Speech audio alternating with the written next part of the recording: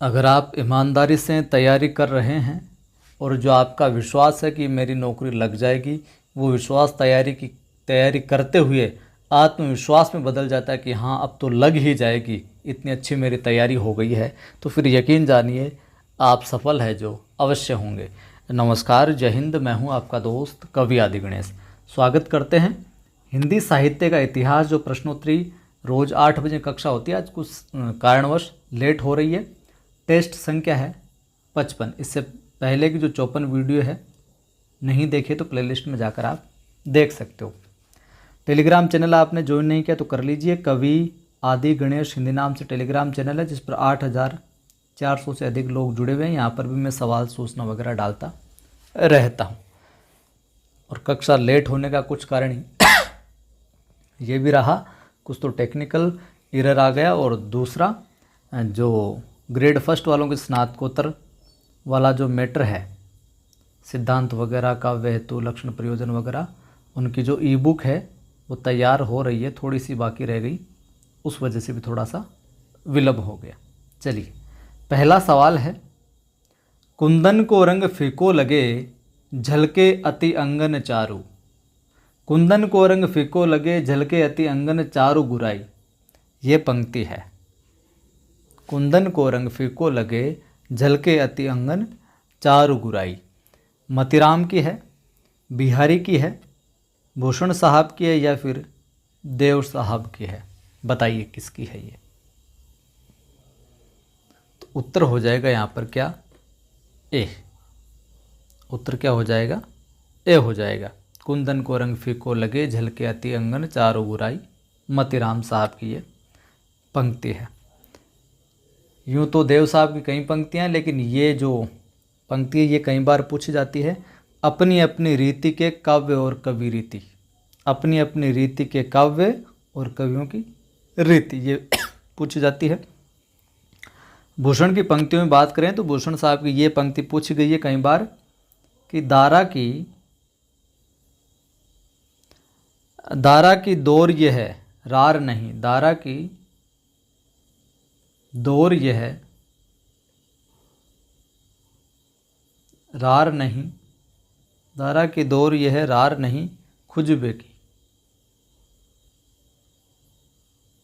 ये कई बार पूछी जाती है भूषण के विषय में। बिहारी की तो बहुत सारी है ही पंक्तियाँ।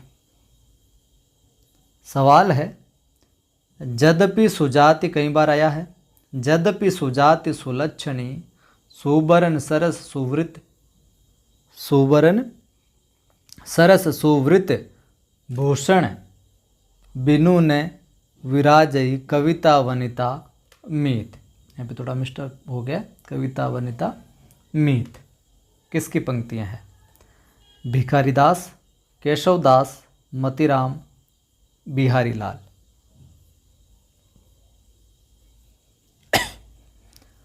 तो उत्तर हो जाएगा क्या?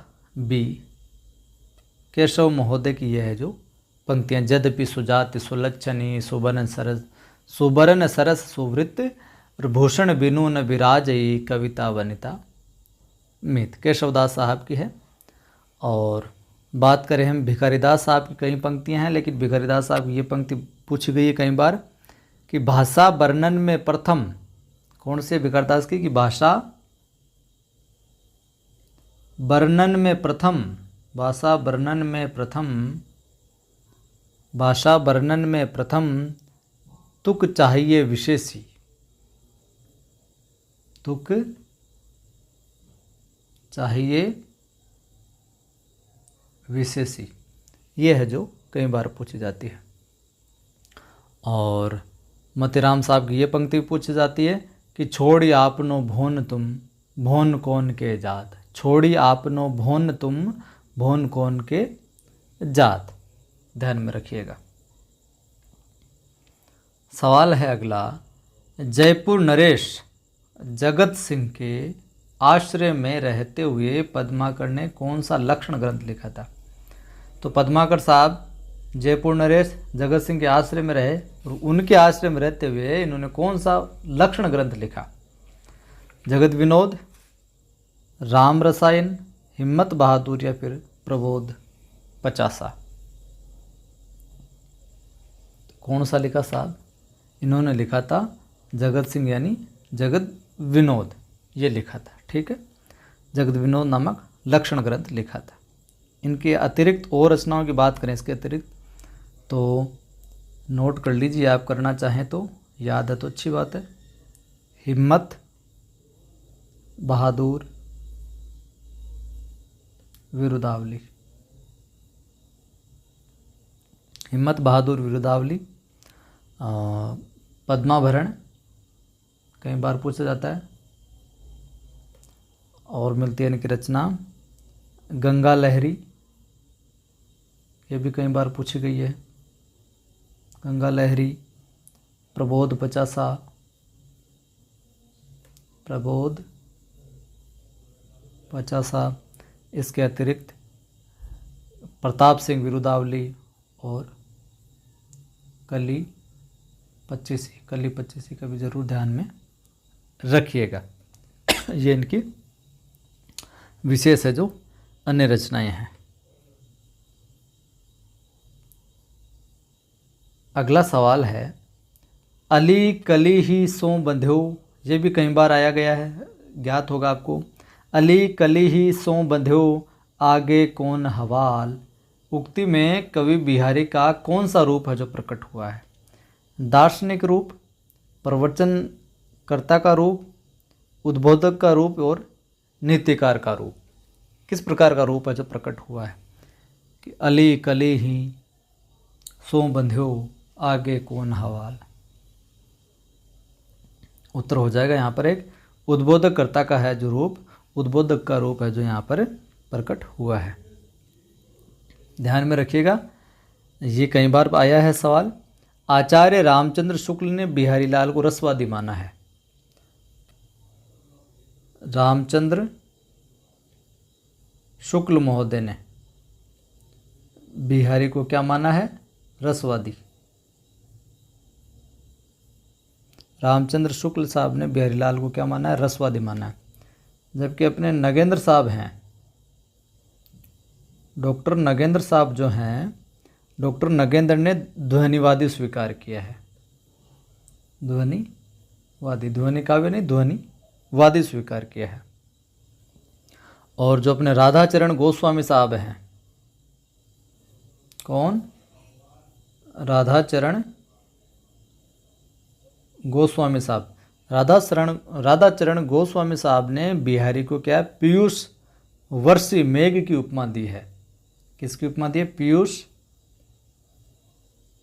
वर्षी मेघ, पीयूष वर्षी मेघ, ये उपमा दी है राधाचरण गोस्वामी साहब ने बिहारी को। ध्यान में रखिएगा आप ये चीज़ भी। राधाचरण वाला भी ध्यान में रख लीजिएगा, बाकी शुक्ल वाला, नगेंद्र साहब वाला तो ध्यान में रखना ही रखना है। सवाल है अगला कि भूषण बिनु न विराजई कविता वनिता मीत, उक्ति कवि केशव ने अपनी कैसी अभिरुचि प्रकट की है? देखिए, हमने ऊपर बात करी ली कविता वनिता मीत, ऐसे आते तो ये किसकी पंक्ति है? केशव साहब की है। ठीक है, ये तो, लेकिन इसमें कैसी अभिरुचि है जो प्रकट हुई है वो बताना है आपको। अलंकार प्रियता, रसिकता, प्रभुता प्रियता या फिर भक्ति की आकुलता?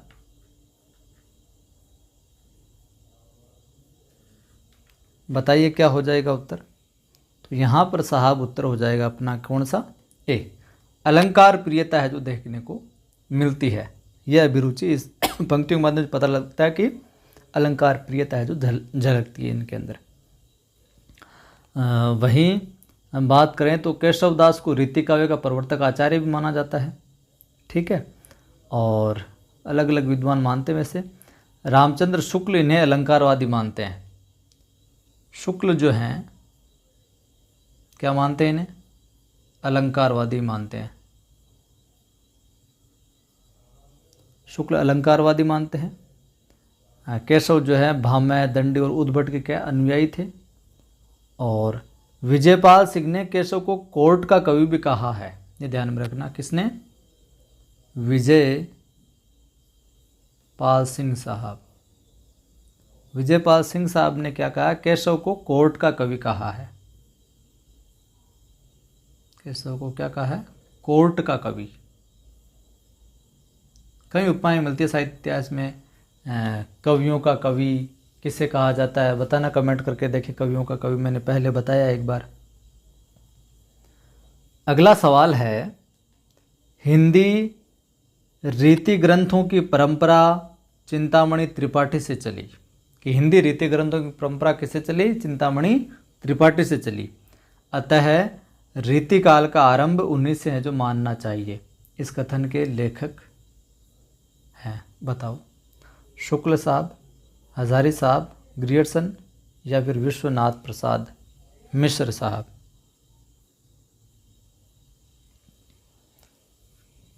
तो उत्तर क्या हो जाएगा? ए, आचार्य रामचंद्र शुक्ल साहब। कहते हैं कि रीति ग्रंथों की परंपरा चिंतामणि से चली थी, चिंतामणि त्रिपाठी से, तो रीतिकाल का आरंभ है जो उन्हीं से मानना चाहिए।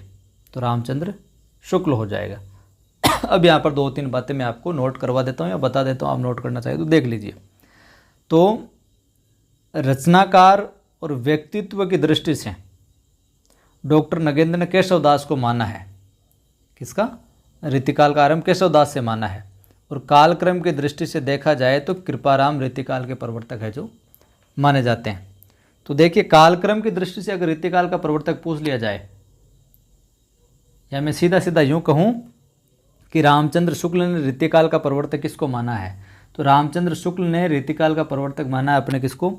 चिंतामणि त्रिपाठी को। ठीक है, त्रिपाठी साहब को 1643 समय मिलता है। और आपसे पूछ ले कि नगेंद्र के अकॉर्डिंग कौन है, अलग अलग मतभेद है, नगेंद्र के अकॉर्डिंग कौन है, तो नगेंद्र साहब के अकॉर्डिंग कौन हो जाएगा? केशव हो जाएगा। नगेंद्र साहब के हिसाब से कौन हो जाएगा? केशव हो जाएगा। और आपसे ये पूछ ले कालक्रम की दृष्टि से कृपाराम हो गया, नगेंद्र के हिसाब से केशवदास हो गया, और शुक्ल साहब के हिसाब से कौन? चिंतामणि त्रिपाठी है जो हो गया। इस तरीके से है जो प्रवर्तक माना गया है। अगला सवाल है, सवाल ये है, कौन सा तर्क और स्थापना वाला देखना है कि उनके द्वारा बड़ा भारी, एक के अंदर क्या है?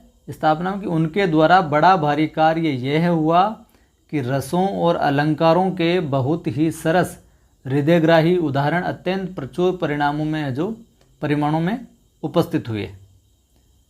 तर्क क्या दिया इसका? क्योंकि इन रीति ग्रंथों के कर्ता भावुक, सहृदय और निपुण कवि थे, इस वजह से है जो प्रचुर मात्रा में है जो उपस्थित हुए।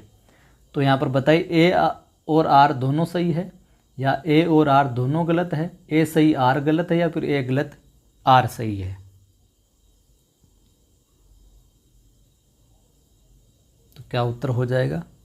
उत्तर साहब यहाँ पर ये हो जाएगा कौन सा? ए विकल्प, यानी कि ए और आर है जो दोनों सही है, स्थापना और तर्क है जो दोनों ठीक है। यहाँ पर सवाल है कि उनकी विरह ताप की अत्युक्तियों में दूर की नाजुक ख्याली बहुत कुछ फारसी की शैली है। कि उनकी विरह ताप की जो अत्युक्तियाँ में दूर की नाजुक ख्याली बहुत कुछ फारसी की शैली है। शुक्ल साहब का ये कथन जो है किस कवि के संबंध में है, किस कवि से संबंधित है? जायसी, बिहारी, सूरदास या फिर घनानंद? बताओ। तो ये किसके विषय में कहते हैं? ये कहते हैं साहब अपने बिहारी साहब के विषय में। ठीक है, किसके विषय में? बिहारी साहब के विषय में। वहीं ग्रियर्सन महोदय के अनुसार बिहारी के विषय में ये लिखते हैं ग्रियर्सन कि यूरोप में बिहारी सत्सई के समकक्ष कोई रचना नहीं है। ग्रियर्सन का आप ये लिखना चाहो तो लिख लो। ग्रियर्सन क्या कहता है कि यूरोप के अंदर, पूरे यूरोप में जो बिहारी सत्सई है, बिहारी सत्सई, यूरोप में बिहारी सत्सई के समकक्ष कोई रचना नहीं मिलती है, समकक्ष कोई रचना नहीं है। कौन कहते हैं? जॉर्ज ग्रियर्सन है जो ये बात कहते हैं। अगला सवाल है, निम्नलिखित में से कौन सा ग्रंथ मतीराम द्वारा है जो नहीं रचा गया है? ये तो आप बता ही दोगे, रसराज, लक्षण, श्रृंगार, रस रहस्य या फिर साहित्य सार। तो कौन सा ग्रंथ जो है मतीराम द्वारा है जो नहीं रचा गया? कौन सा ग्रंथ मतीराम द्वारा नहीं रचा गया? या आप इसका उत्तर कमेंट करके जो आप बताइएगा, क्योंकि मैंने मतीराम की सारी रचनाएं पिछले वीडियो में बता रखी है आपको। आप बताना इसका उत्तर। सवाल है, आगे के सुकवि रीझी है तो कविताई, न तो राधिका कन्हाई सुमिरन को बहानो है। आगे के सुकवि रीझी है तो कविताई, न तो राधिका कन्हाई सुमिरन को बहानो है। इन काव्य पंक्तियों के रचयिता बताना है साहब। तो घनानंद ने लिखा है, बिहारी ने, देव ने या फिर भिखारी दास साहब ने? किसका कथन है? भिखारी दास साहब का। किसका है? भिखारी दास साहब का। इनकी रचनाओं की अगर हम बात करें भिखारी दास साहब की, फिर से सुन लीजिए। रसारांश, बार बार सुनोगे तो याद हो जाएगा। रसारांश, दो रचनाएं बार बार पूछी जाती है, क्या? काव्य निर्णय, दूसरा श्रृंगार निर्णय। काव्य निर्णय, श्रृंगार निर्णय, शब्दनाम कोश, विष्णु पुराण, शतरंज शतिका, छंदारणव, पिंगल का भी ध्यान में रखना आप, ठीक है। सवाल है, निम्नांकित में से किस ग्रंथ में सभी काव्यांगों का विवेचन किया गया? निम्नांकित में से किस ग्रंथ में सभी काव्यांगों का या फिर सर्वांग विवेचन, सभी अंगों का विवेचन है जो किया गया है? रस विलास में, ललित ललाम में, शिवराज भूषण में या फिर कवि कुल कल्पतरु में? बताइए। उत्तर हो जाएगा फिर क्या? डी। चिंतामणि त्रिपाठी साहब का जो है क्या? कविकुल कल्पतरु। किसका है?